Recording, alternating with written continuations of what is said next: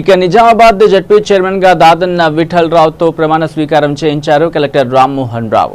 Vice chairman గా రజిత యాదవ్ ప్రమాణ స్వీకారం చేశారు. దాదన్న గారి విఠల్ రావు ప్రమాణ స్వీకార కార్యక్రమంలో స్పీకర్ పోచారం శ్రీనివాసరెడ్డి, రవాణా శాఖ మంత్రి వేముల ప్రశాంత్ రెడ్డి, ఎమ్మెల్యే బాజిరెడ్డి గోవర్ధన్, ఎమ్మెల్సీలు విజయగౌడ్, ఆకుల లలిత హాజరయ్యారు.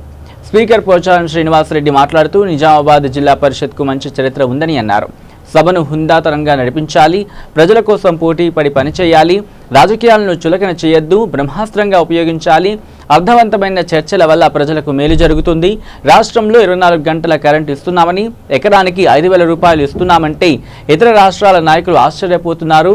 ఏ గ్రామంలో సమస్యలు ఉన్నా ప్రజా ప్రతినిధులుగా సభ దృష్టికి తీసుకురావాలని ఆయన తెలిపారు. మంత్రి ప్రశాంత్ రెడ్డి మాట్లాడుతూ ప్రజల బాగు కోసం ప్రజా ప్రతినిధులందరూ కృషి చేయాలి అని అన్నారు.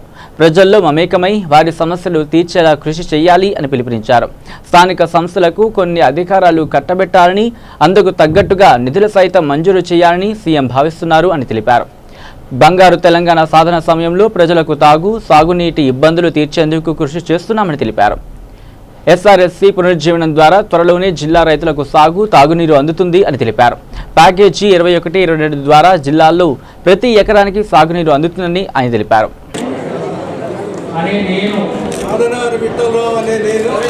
శాసనం ద్వారా ఏర్పాటు చేయబడిన భారత రాజ్యాంగం పట్ల నిజమైన విశ్వాసము మరియు విధేయతను కలిగి ఉంటానని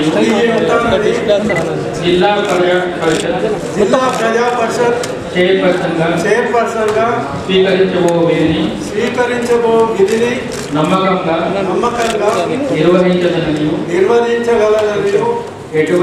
ఎటువంటి రాగద్వేషాలకు పాల్పడనని సాక్షిగా సాక్షిగా ప్రమాణం చేస్తున్నాం.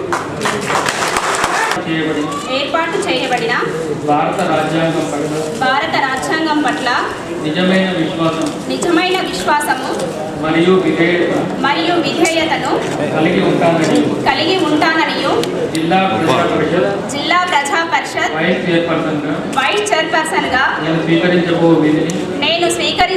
విధిని నమ్మకంగా నిర్వహించదనని ఎటువంటి రాగద్వేషములకు పాల్పడనని భగవంతుని సాక్షిగా ప్రమాణం చేయుచున్నాను.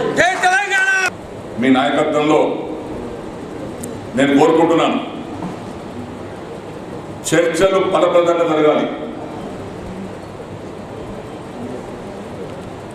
ప్రజల అవసరాలను గుర్తించినటువంటి సభ్యులుగా వచ్చి మాట్లాడాలి.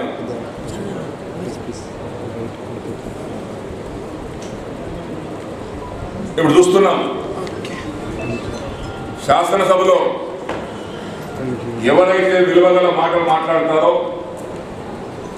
సబ్జెక్ట్ మీద మాట్లాడి దాన్ని చర్చిస్తారో వారినే ప్రజలు తిరిగి గెలిపిస్తున్నారు.